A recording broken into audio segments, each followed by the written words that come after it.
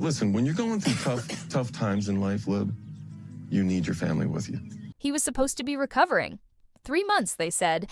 In fact, Chuck himself told fans that the whole procedure would be a straightforward 4-hour surgery, but 8 hours later, complicated by a collapsed stomach wall and years of cancer-related surgeries, something changed. And now, with no warning, no dramatic goodbyes, we've lost Chuck Potthast. For longtime fans of 90 Day Fiancé, this wasn't just someone's dad. Chuck was the center of Elizabeth's storyline, the emotional thread tugged during every single family disaster. Now, the quiet man who once begged his kids to stop fighting is gone, and the silence feels deafening. And honestly, nothing on this show will hit quite the same again.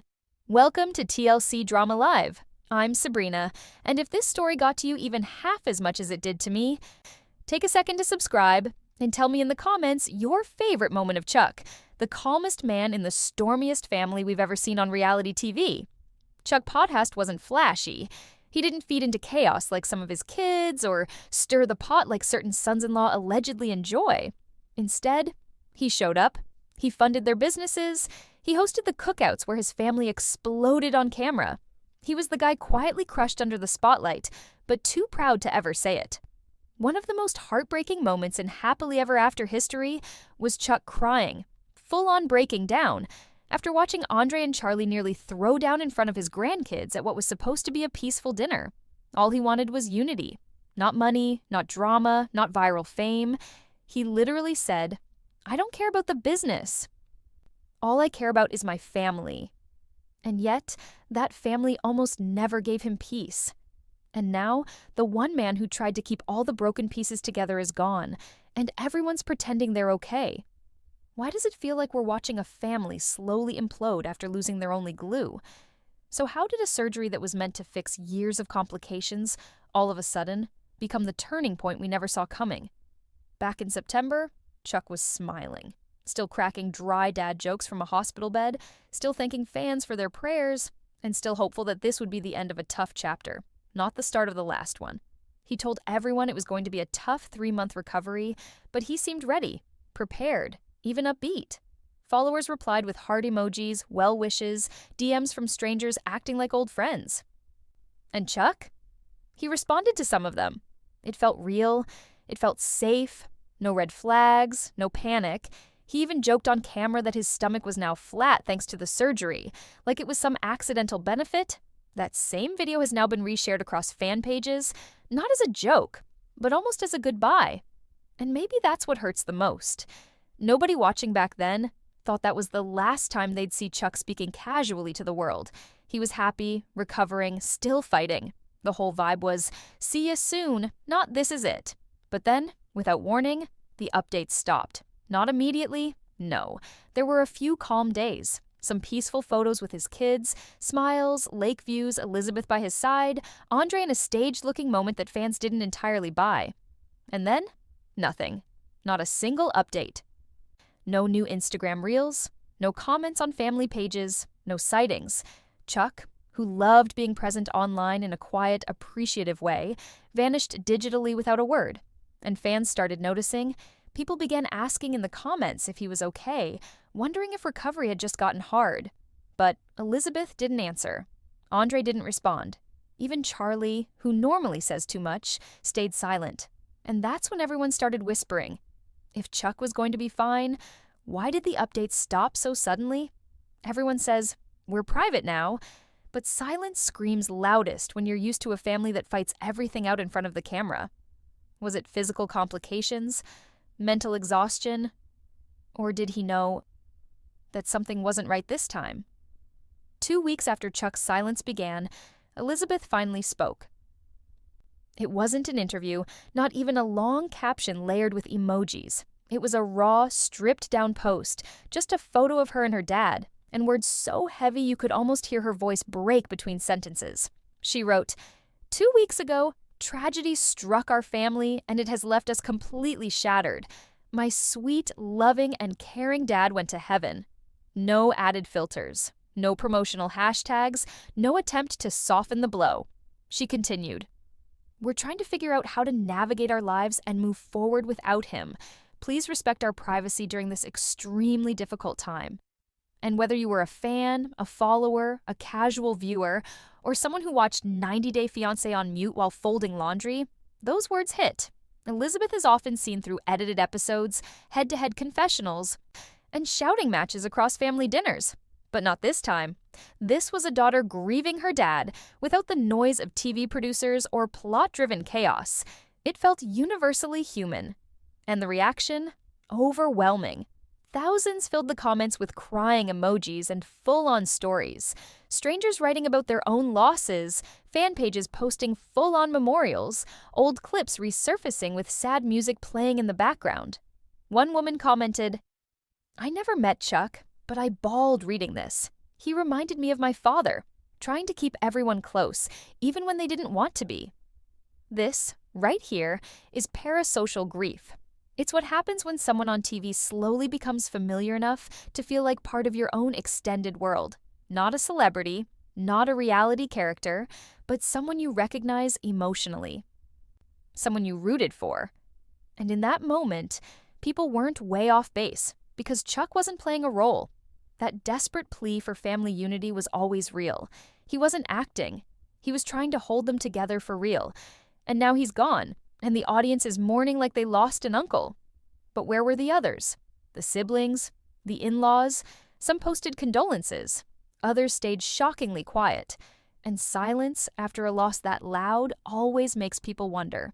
Chuck Potthasts never raised his voice on screen, but somehow he was always the one holding the emotional center of the family. He didn't have big speeches, reality star egos, or flashy storylines. He had patience. He had an exhausted, tired sort of love that looked too familiar to anyone who's ever tried to hold a messy family together without losing their own sanity in the process. He was the peacemaker, borderline too forgiving, which became its own kind of double-edged sword. He kept giving second chances to people who weaponized them. No matter how explosive things got between Elizabeth, Charlie, and Andre, Chuck would sit there in the middle, visibly uncomfortable, clearly hurt, and still asking everyone to please just be civil like that was ever in the script. And the most gut-wrenching proof of it came in that dinner table scene, the one everyone remembers. When Charlie and Andre finally crossed a line into physical chaos, and Chuck, eyes glassy, shoulders hunched, soul practically deflating, broke down crying. You could feel the heartbreak in every angle of that moment. He wasn't crying because someone yelled. He'd seen yelling before. Chuck was breaking down because none of them cared enough about their father's peace to pause. They were too consumed with ego, pride, and proving who was right. It was a reality show for everyone else. For Chuck, it was his real family falling apart on national TV. Even if you don't love reality TV or invest in every 90-day couple, you know the feeling. Someone in your life always played the unifier. The person who never yelled back, never chose sides, always made sure Christmas dinners stayed peaceful, even if it meant choking down their hurt. And when they're gone, everything starts to wobble. The fights become permanent. The silences last longer. The inside jokes stop being funny. That's what Chuck's absence means to the family, and oddly to the fans too. Because even from behind the camera, he was the one keeping the breakdown from turning into a complete collapse.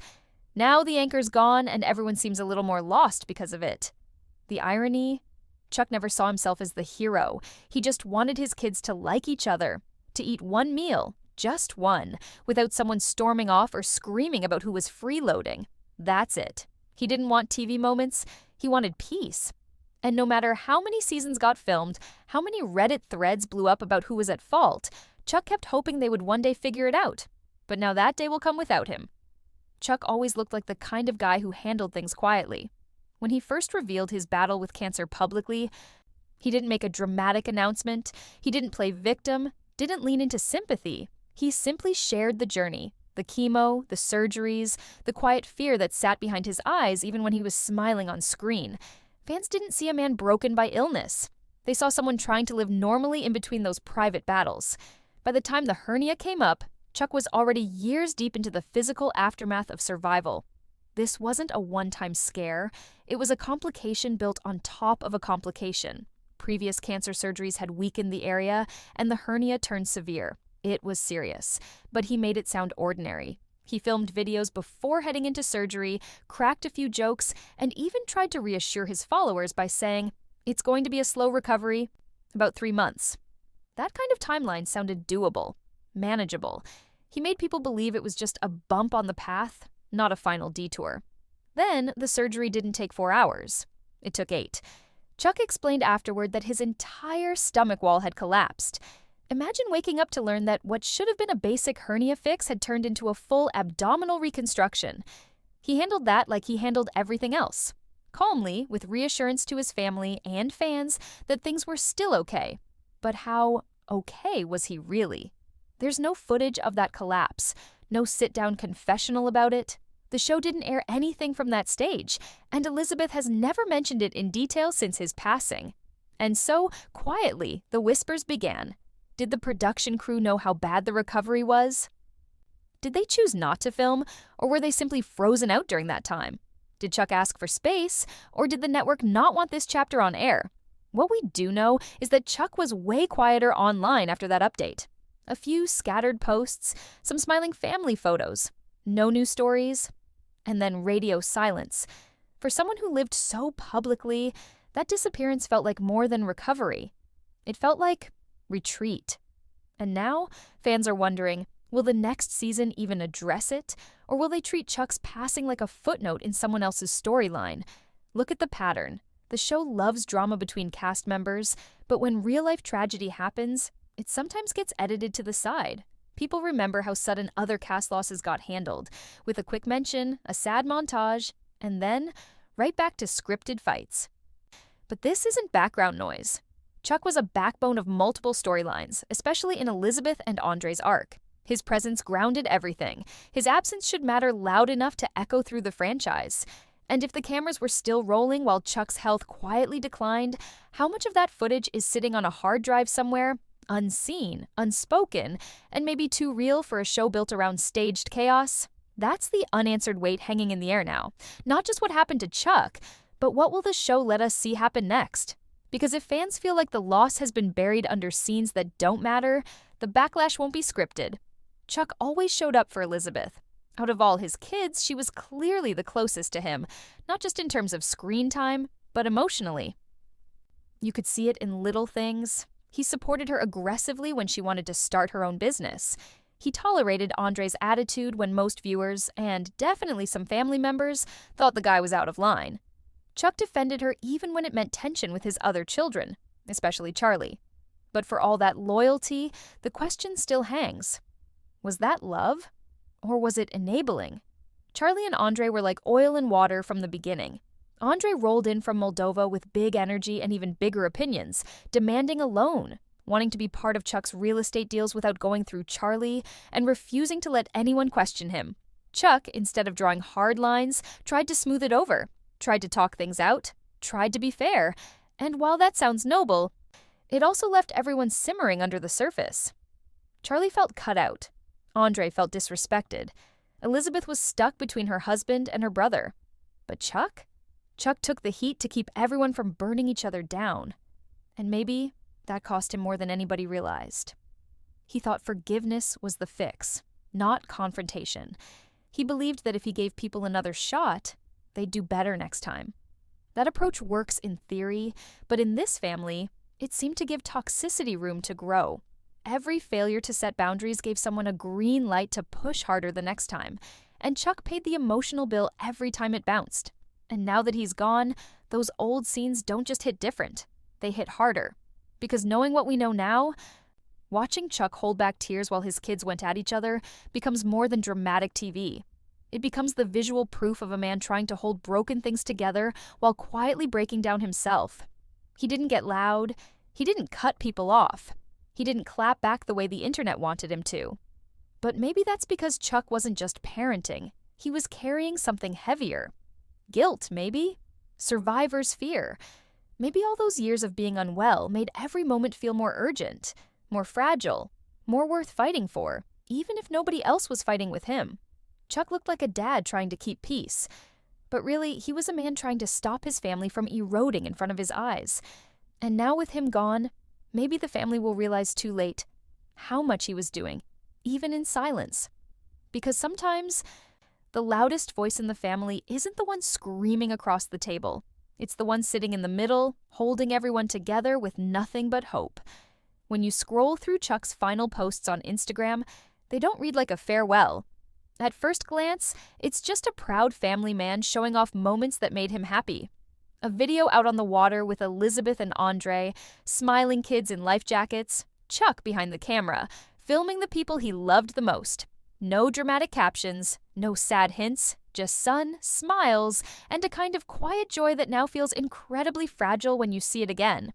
One of those final clips was Chuck cheekily asking followers if Elizabeth looked more like him or her mom, with a poll sticker on the screen.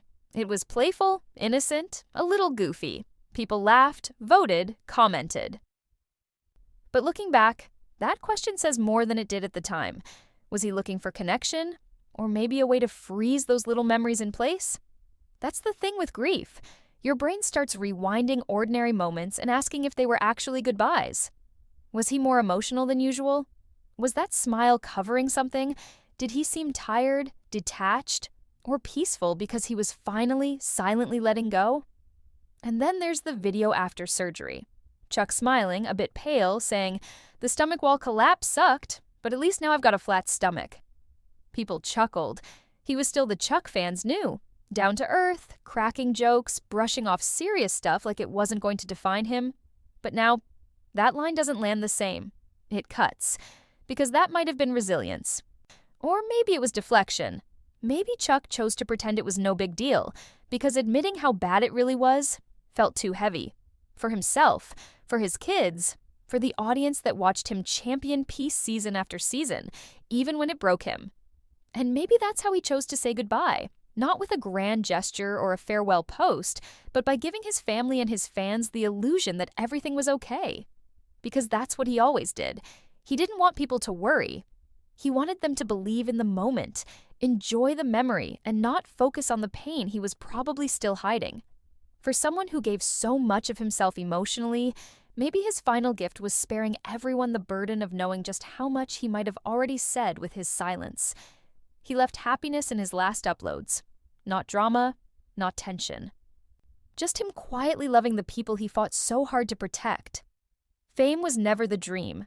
Chuck didn't sign up for clout. He didn't crave the influencer lifestyle or long for guest appearances and trending sound bites. What he wanted was to support his daughter's journey, help her family build a better life, and maybe have a few proud dad moments on screen. Instead, he got thrown into the center of a reality TV battlefield. Elizabeth on one side, Charlie on the other, and Andre taking swings at both, sometimes literally. The war between Charlie and Elizabeth wasn't a slow burn. It was gasoline out of the gate. Charlie accused her of being entitled. Elizabeth called her brother toxic. Andre jumped in, played alpha, and escalated almost every situation with his signature mix of arrogance and aggression. Fans loved to hate him or hated how much they secretly loved his chaos. But the one person who never seemed to play a role? Chuck. He was just real. Too real for the circus playing out around him, and through all that division, he kept trying to glue broken pieces together, even as resentment built around him. You could see it in chunks of dialogue they never addressed, in the way Charlie would roll his eyes at Chuck's peace offerings, in the way Andre would barely hold back smirking when Chuck tried to make them shake hands and move forward. One side saw weakness, the other saw opportunity. And in the middle was Chuck, trying to create harmony in a system built to profit off dysfunction. It makes you wonder, was reality TV the worst decision this family ever made? The money was real. So was the exposure. But what did it cost? A father trying to bring his children closer accidentally gave them a national stage to destroy each other. Every viewer could see it happening. The digs got crueler. The fights went from private to permanent. The show kept rolling, and Chuck kept swallowing his pride, hoping next season things would get better. They didn't. And now that he's gone, fans are asking, do we bear any responsibility too? For watching, reacting, reposting, picking teams like it was a sport instead of a family collapsing in real life? At every family gathering on screen, Chuck's face was the one to watch. Not the loudest voice, not the messiest reaction. Just the quiet ache of a dad realizing he might lose his kids to pride, ego, or the lie he told himself, that with enough tolerance, they'd reunite.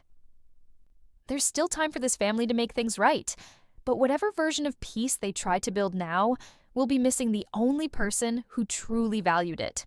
The conflict made the ratings. Chuck made the love. So maybe, moving forward, the only real justice for his memory isn't who wins the next argument. It's who finally learns to stop one. Elizabeth posted. Andre posted.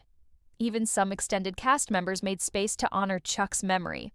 But in the days and weeks that followed the announcement, silence settled over the rest of the Potthasts siblings. And for many fans, that silence said a lot more than any caption ever could. Charlie, in particular, hasn't said a word publicly, not on Instagram, not in stories, not even in vague references that fans could interpret. For someone who had no problem airing drama before, dragging his sister online and pushing conflict up to the edge of a fistfight, the complete absence of a tribute felt jarring. Other siblings, like Jen, Becky, and the rest of the Potthast crew, either offered muted responses or nothing at all. No united front, no shared post, not even a collective picture.